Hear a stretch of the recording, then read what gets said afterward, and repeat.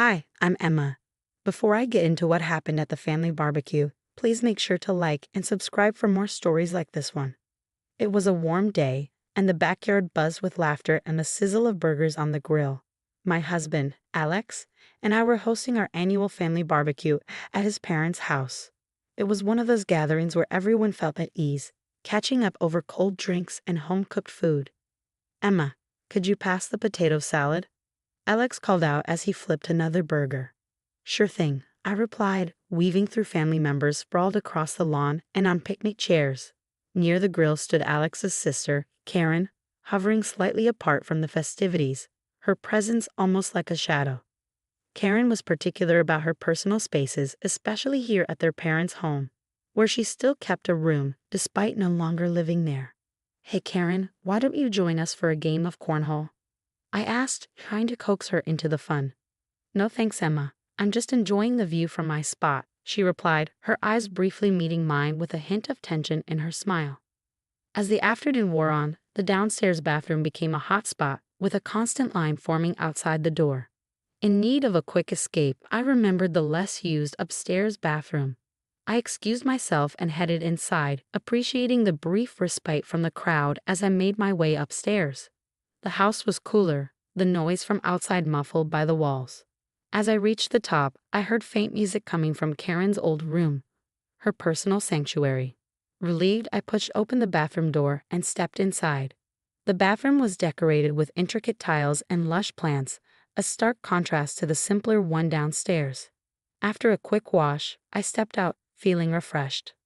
Suddenly, Karen appeared at the end of the hallway, her face contorted with anger. Emma, what the hell do you think you're doing?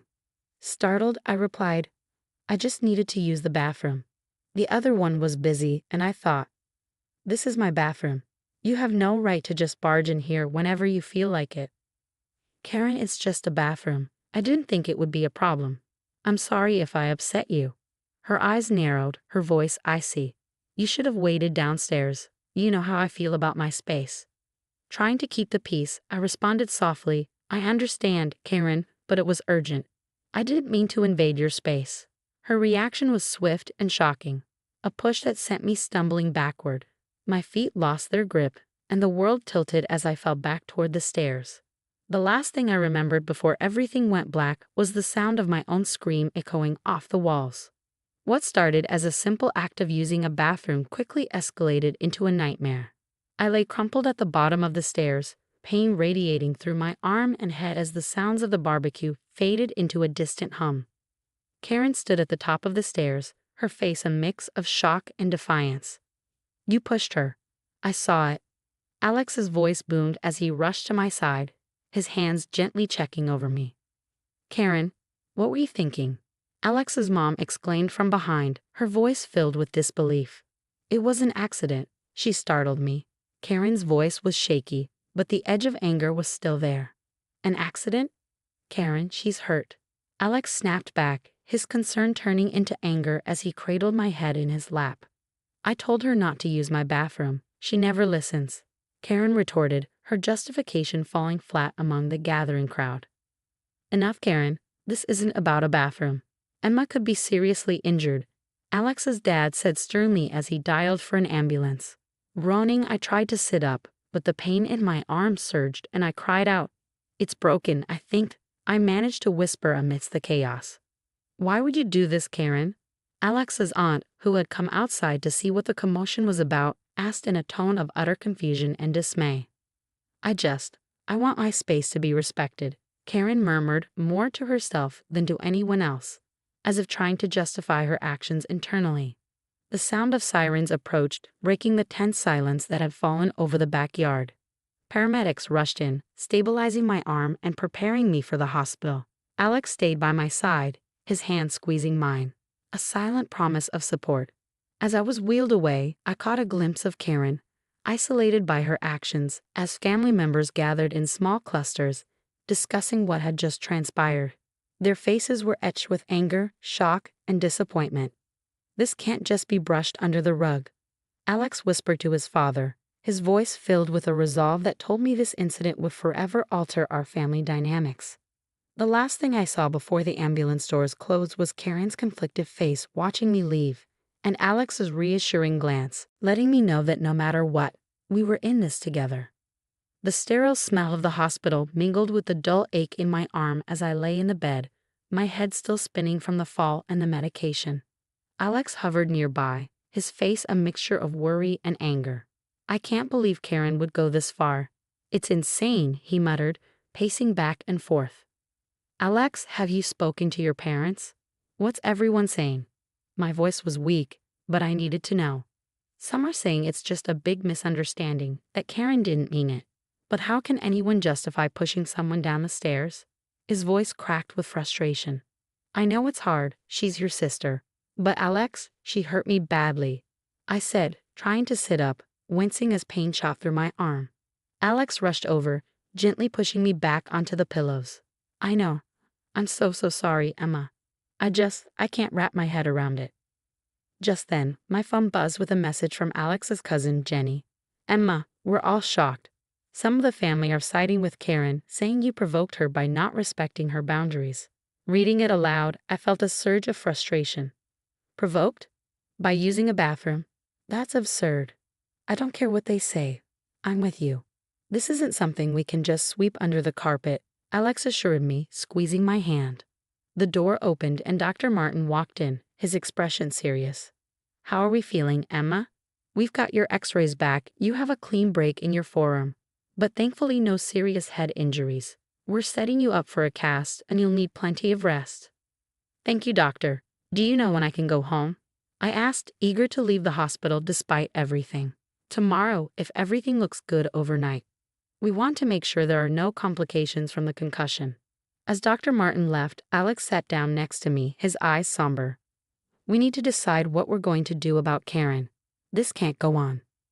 Alex, this isn't just about me anymore. It's about ensuring this doesn't happen to someone else. She needs help, real help, I replied, feeling the weight of the situation more than ever. You're right, I'll talk to my parents again. This isn't just a family squabble, it's serious. As night fell, the soft beeping of the hospital machines kept me company, my thoughts racing about the future. Tomorrow I would go home, but the real healing was just beginning for my body and our family.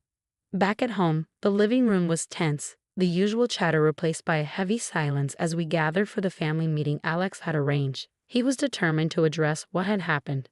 Every seat was filled, and everyone's eyes occasionally darted towards the empty chair saved for Karen. When she finally walked in, the room's temperature seemed to drop, her presence sending ripples of discomfort across the room. You didn't need to call everyone like this, Alex, Karen muttered, avoiding eye contact as she took her seat. We're here because what you did to Emma is unacceptable, Karen. You hurt her badly, and we need to talk about it, Alex said firmly, his usual easygoing nature gone. Karen, why did you push Emma? Grandma asked, her voice trembling slightly, not wanting to believe what had occurred. It was an accident. I've told everyone 1,000 times. She invaded my space, and I reacted. That's it. Karen's tone was defensive, her arms crossed. That's not just it, Karen. You could have seriously injured Emma, or worse, I said, feeling the strength of my conviction despite my physical weakness. A bathroom isn't worth someone's safety. How can you justify hurting someone over something so trivial? Uncle Joe chimed in, his brow furrowed in confusion. Karen shifted uncomfortably. I told her before about using my things. She never listens. I didn't know using a bathroom would lead to me being hospitalized, I replied, my voice firm. Karen, we need to feel safe around each other. If we can't, then what kind of family are we? My voice grew stronger, bolstered by the nods of agreement around the room. It's about respect, Karen, Alex added. What if something worse had happened? Would you still justify it as protecting your personal space? Karen looked around, her usual bravado diminishing as she met the eyes of the family. None of them were on her side. I didn't think it was that serious. It is serious. It's about more than just a bathroom. It's about how we treat each other, about understanding and respecting boundaries that matter. I continued, my gaze steady on her. You all are making this a bigger deal than it needs to be. Karen stood up abruptly, her chair clattering back. This is exactly the problem, Karen. Even now, you're not taking responsibility for your actions. Alex's disappointment was palpable. With that, Karen stormed out, the door slamming shut behind her, leaving a resounding echo in the room. The remaining family members exchanged glances, the air filled with a mix of relief and sadness. Alex reached for my hand, giving it a reassuring squeeze.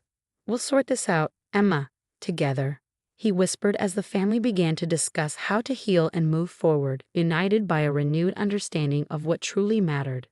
Weeks passed, and my recovery progressed steadily.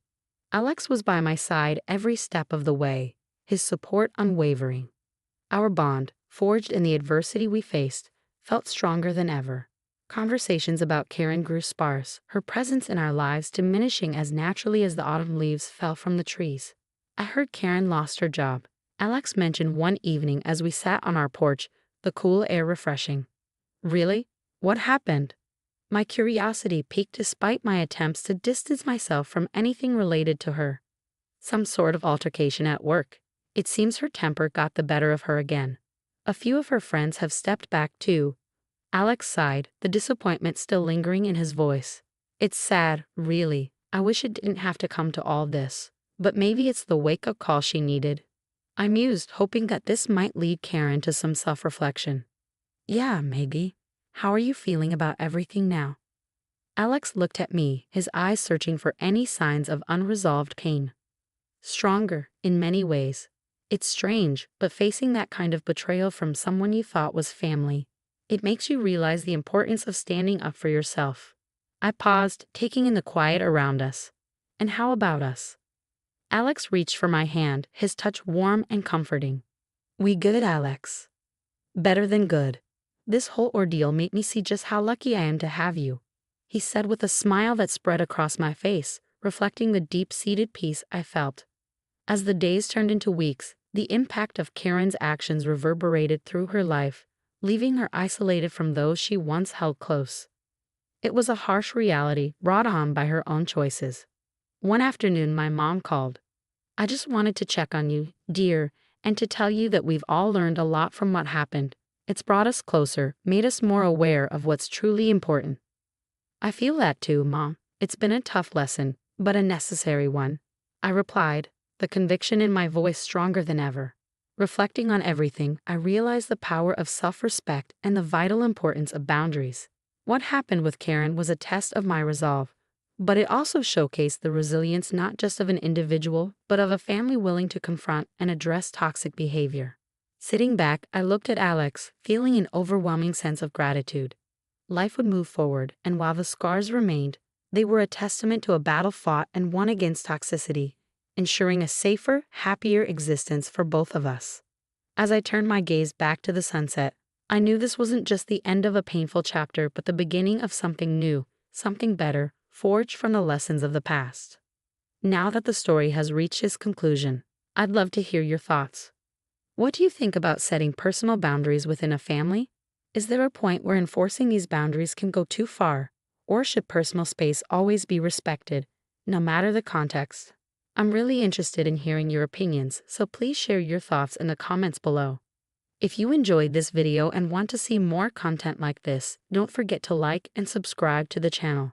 Your support means a lot and helps us keep bringing you stories that spark conversation and thought.